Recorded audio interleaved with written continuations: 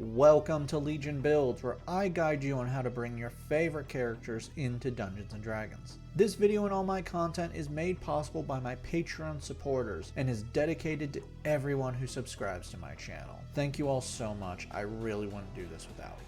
Today we're bringing in another Darkstalker, finally, John Talbain, the Wolfman. Born to a human mother and the powerful Wolf Lord, John lived an idyllic and peaceful life till the wolf within him awakened one full moon. Shunned by human society for being a Darkstalker, what his world calls monsters, John allowed himself to be consumed by rage. But all this changed when he was taken in by a martial arts master. With his master's help, John found the ability to focus and quell the beast within. But unfortunately, once more, violence took his idyllic life from him. Eventually, John met the fellow Darkstalker Felicia, who showed him a better way. Finding new strength, John battled his own darker half, eventually defeating it and finding true peace. In his normal human state, John is a proficient martial artist who has mastered Ki. With this mastery, John can unleash devastating blast of Ki energy and launch himself at blinding speed. But when the wolf is unleashed, John is far stronger and more dangerous to fight.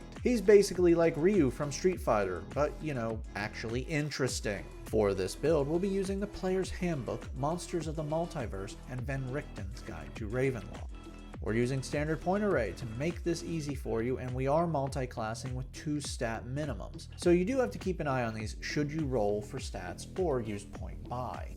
We'll start things off with Dex at 15. You did hear me when I said 2 stat minimums and martial arts, right? Well, you can completely figure out what one of those classes are right now. Even more when I say Wisdom comes in at 14. Yep, this is a monk build. Con will be next with 13. Ever seen an unhealthy monk? Don't think so. Strength will follow at 12. You are athletic, and I don't really want to make this any lower. We'll be making intelligence at 10, and we're dumping charisma. You're antisocial and don't like people. For good reason. Seriously, I don't blame you one bit for not liking humans or other Darkstalkers.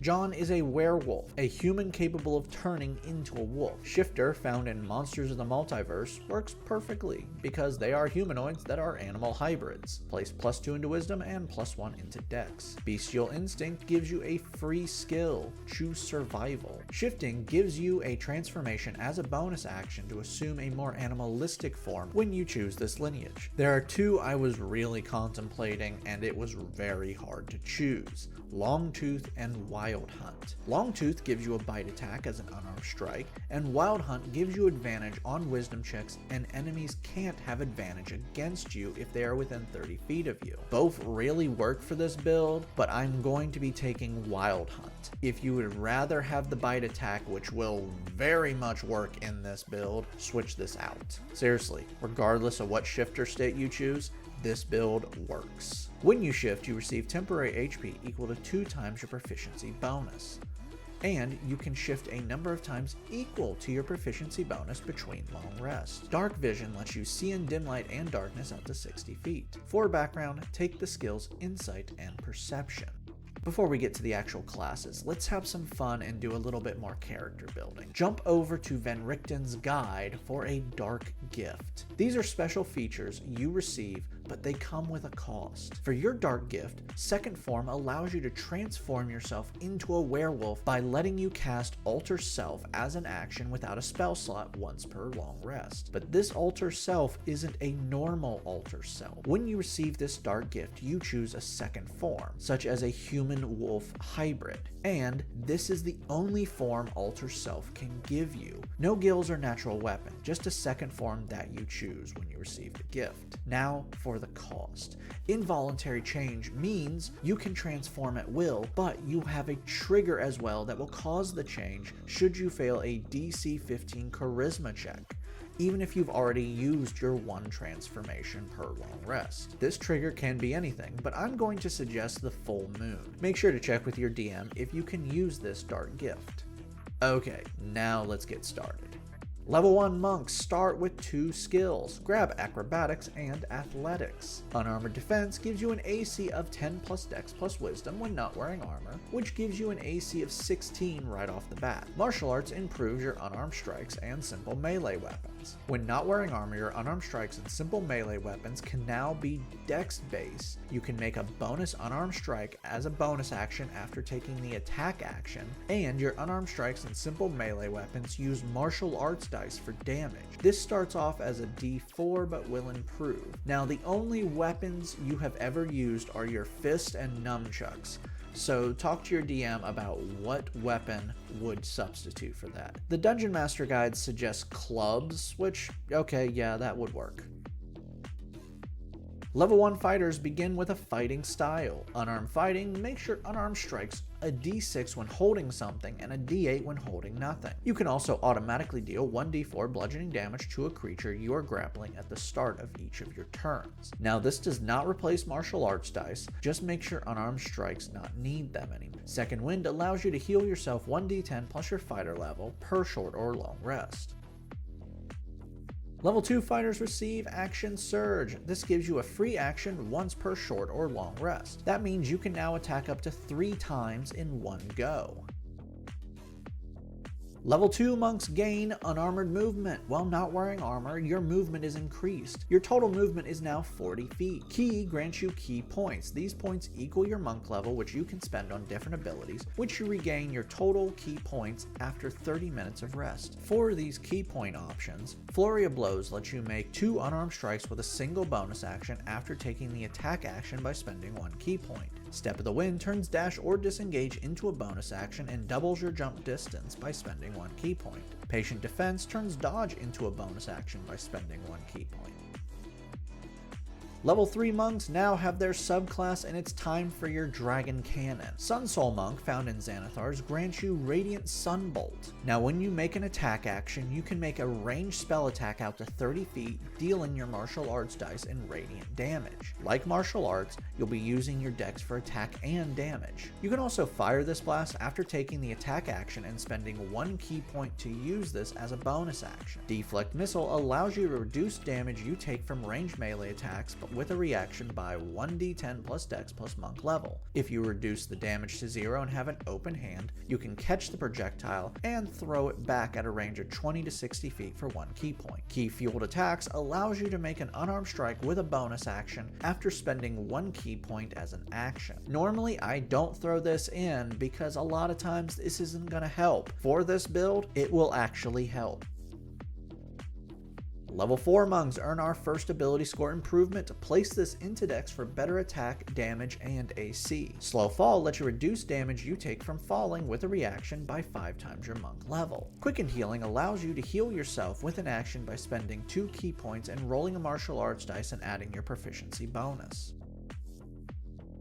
Level 5 monks gain extra attack. You can now attack twice with a single attack action, bringing your total number of possible attacks to 6 with an Action Surge and Flurry of Blows. You can also make a Radiant Sunbolt attack with any of the attacks you make now. Stunning Strike lets you stun enemies you hit with a melee attack. When you hit with an attack, you can spend 1 ki point to force a con save, using your wisdom for the DC, and should they fail, they are stunned until the end of your next turn. Remember, a stunned target can't move, speak, automatically fails dex or strength saves, and all attacks against them are at advantage. Focused Aim lets you turn a miss into a hit by spending up to 3 ki points and adding 2 per point spent to the roll. Finally, your martial arts dice are now a d6. Level 6 monks receive Ki Empowered Strikes. Your unarmed strikes are now magical. Searing Arc Strike is a bigger dragon cannon. After taking the attack action on your turn, you can spend 2 ki points to cast Burning Hands as a bonus action. This fires a 15-foot cone from you and forces a dex save on everyone within the cone, causing 3d6 fire damage should they fail. You can upcast this by spending 2 more ki points for each level, and you can only upcast this equal to your monk level.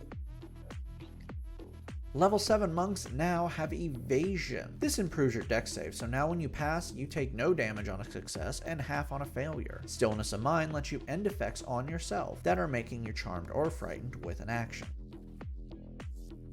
Level 8 monks earn another ability score improvement to cap off dex for better combat and AC. Level 9 monks gain a huge improvement to their unarmored strikes. You can now run up vertical surfaces and across liquid surfaces, but should you stop, you will fall. Level 3 fighters receive their subclass. Champion, found in the player's handbook, is all about pushing past your limits, so we'll be taking that. Heads up though, the first feature is meaningless to you unless you use your nunchucks. Improved critical allows you to crit on 19 or 20 when attacking with a weapon. Level 4 fighters earn another ability score improvement. Place this into wisdom for better AC and perception. Level 5 fighters get nothing because extra attack doesn't stack, but you get a D10 of health, so that's pretty nice. Level 6 fighters earn another ability score improvement. Cap off wisdom for an AC of 20. Level 7 champion fighters are now remarkable athletes. You can now add half your proficiency bonus to any strength, dex, or con save you make that you're already not adding your proficiency bonus to. Initiative is a dex check. That's right, your initiative is now +8. You can also now, when making a running long jump, add your strength modifier to the total distance, which is only +1, but it's a good thing you can spend 1 key point to double your jump distance, which makes your total long jump distance 26 feet. Level 8 fighters earn our final ability score improvement. Let's add this to charisma to nullify that negative, because you may be antisocial, but when people get to know you, you're not half bad. Level 9 fighters receive Indomitable. You can now reroll a failed saving throw, including death saves, once per long rest. Level 10 monks gain Purity of Body. You are now immune to all diseases and poison. Finally, your unarmored movement is now 50 feet. Our final level is level 11 monk, and you receive Searing Sun Burst. As an action, you can now fire your dragon cannon out to 150 feet. It then explodes into a 20-foot radius sphere and forces a con save on everyone within the sphere. Should they fail, they receive 2d6 radiant damage, and you can spend up to 3 key points to charge this up by 2d6 per point. Creatures behind total cover that can't be seen through are protected from this save, and unlike a spell DC, the creature will take no damage if it passes the save. Finally, your martial arts dice are now d8s. Now that we've hit level 20, let's recap. Your stats are Strength 12, Dex 20, Con 13, Intelligence 10, Wisdom 20, Charisma 10. Your total levels are Fighter 9, Monk 11. Let's dive in.